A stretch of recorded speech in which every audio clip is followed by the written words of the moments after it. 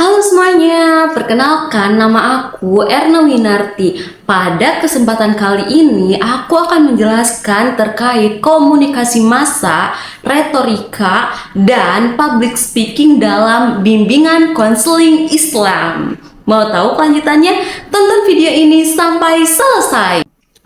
Istilah dalam komunikasi massa, retorika atau public speaking, mungkin ketiga istilah ini sering kita dengar, terutama di era media sosial sekarang.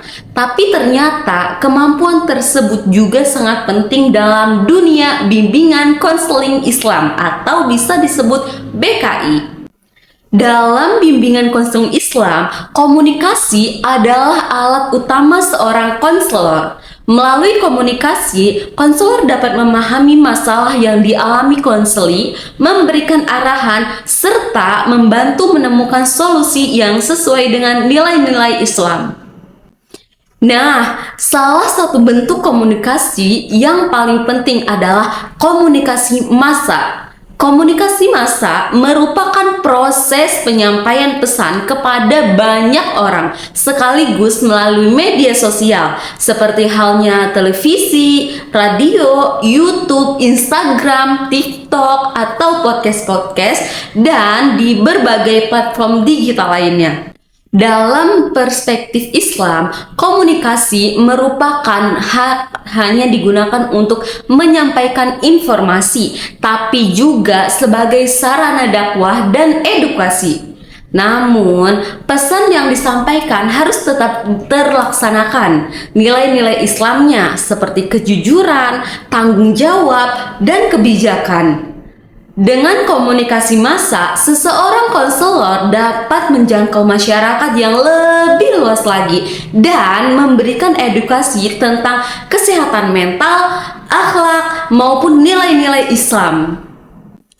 Selain komunikasi massa, seorang konselor juga menguasai retorika. Retorika itu apa? Retorika adalah seni berbicara yang bertujuan menyampaikan pesan secara efektif, menarik, dan persuasif. Sederhananya gini, retorika mengajarkan bagaimana cara menyampaikan pesan agar mudah dipahami dan diterima oleh orang lain. Mengapa retorika itu penting? Ada yang tahu? Karena tidak semua orang bisa menerima narasi informasi dengan cara yang sama. Oleh karena itu, seorang konselor harus mampu memilih kata-kata yang tepat, menyusun pesan secara terstruktur, dan menggunakan pendekatan yang nyaman bagi konseli. Nah, dengan retorika yang baik, pesan yang disampaikan tidak terasa menggurungi, tapi justru menginspirasi dan memotivasi. Nah, kemudian ada public speaking. Public speaking adalah kemampuan berbicara di depan banyak orang secara jelas, percaya diri, dan terarah. Keterampilan ini sangat dibutuhkan oleh seorang konselor ketika memberikan penyuluhan, seminar, ceramah, maupun bimbingan kelompok. Public speaking bukan hanya soal berani tampil di depan umum. Lebih dari itu, seorang pembicara harus mampu menguasai materi, mengatur intonasi suara, menggunakan bahasa tubuh yang tepat, dan membangun interaksi dengan audiens. Ketika kemampuan public speaking dimiliki dengan baik, maka pesan yang disampaikan akan lebih mudah dipahami dan diingat oleh audiens. Lalu, mengapa ketiga kemampuan ini penting bagi konselor bimbingan konseling Islam? Ada yang tahu? Karena tugas konselor bukan hanya membantu individu secara langsung, tapi juga memberikan edukasi kepada masyarakat luas. Melalui komunikasi massa, konselor dapat menyebarkan pesan kepada banyak orang. Melalui retorika juga, pesan tersebut dapat disampaikan dengan cara yang menarik dan menyentuh.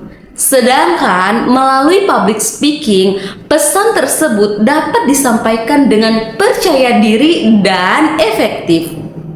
Contoh penerapannya bisa kita lihat dalam kehidupan sehari-hari. Misalnya, seseorang konselor membuat konten edukasi tentang kesehatan mental Islami di media sosial.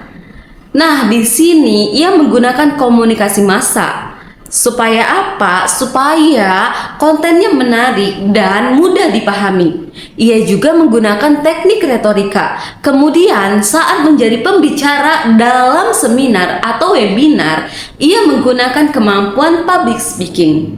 Jadi, ketiga kemampuan ini bisa saling melengkapi satu sama lain. Komunikasi massa membantu menjangkau banyak orang.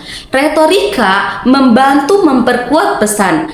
Dan public speaking membantu menyampaikan pesan secara efektif. Nah, kita sebagai mahasiswa bimbingan konseling Islam maupun calon konselor, kita perlu melatih kemampuan komunikasi, retorika, dan public speaking. Karena kemampuan tersebut kita dapat menjadi konselor yang tidak hanya memahami teori, tapi juga mampu memberikan pesan dengan baik dan memberikan manfaat yang lebih luas bagi masyarakat. Baiklah, sampai sini saja pembahasan kita kali ini. Sampai berjumpa di video berikutnya.